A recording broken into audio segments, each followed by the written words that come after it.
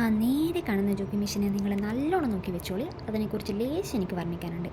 ഇത് എൻ്റെ ഫ്രണ്ടിന് വിഷുവിന് സർപ്രൈസ് കൊടുക്കാൻ വേണ്ടി ഫ്രണ്ട് തന്ന ഓർഡറാണ്. ഇതെല്ലാം കൂടി എനിക്ക് സർപ്രൈസ് കിട്ടിയ അവസ്ഥയാണ്. കാരണം ഒരു മെഷർമെൻറ്റും അറിയാത്തതുകൊണ്ട് ഒരു പട്ടുപാവാട വേണമെന്ന് മാത്രമേ ഫ്രണ്ട് എന്നോട് പറഞ്ഞുള്ളൂ. ഈ മെറ്റീരിയലൊക്കെ ഞാൻ തന്നെ പോയി തപ്പി പിടിച്ച് മേടിച്ച് വന്നതാണ്. നട്ടപ്പാതിര പൊലച്ച ഏകദേശം 1 മണി 2 മണി 3 മണി 4 മണി എൻ്റെ സ്വന്തം സഹചാരി സിംഗർ മെഷീനിൽ തുണി അടിച്ചു വിടുന്ന സീനാണ് ഇപ്പോൾ എനിക്ക് കഴിഞ്ഞത്. ഒന്ന് വീഡിയോ എടുത്തു തരുമെന്ന് ചോദിച്ചപ്പോൾ ആത്മാർത്ഥത കൂടി മണ്ടക്ക് കയറി നിന്ന് വീഡിയോ എടുത്തു തന്ന ഉണ്ണിക്കുട്ടിനെ ഞാനിവിടെ പ്രത്യേകം മെൻഷൻ ചെയ്യുന്നു. നേരത്തെ പറഞ്ഞ ഡൂക്കി മെഷീനില്ലേ, അത് പറക്കം തളിക്കയിലെ ബസ്സിൻ്റെ അവസ്ഥയാണ്. അതുകൊണ്ടാണ് ബാക്കി എനിക്ക് കുഞ്ഞി മെഷീനിൽ അടിച്ചു തീർക്കേണ്ടി വന്നത്. ഇനി അങ്ങോട്ട് പാക്കിംഗ് സീനാണ്.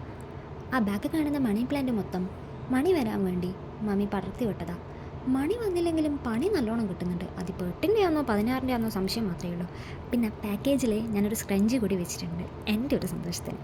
അപ്പോൾ എല്ലാം പറഞ്ഞ പോലെ ടാറ്റ ബൈ ദ ബൈ.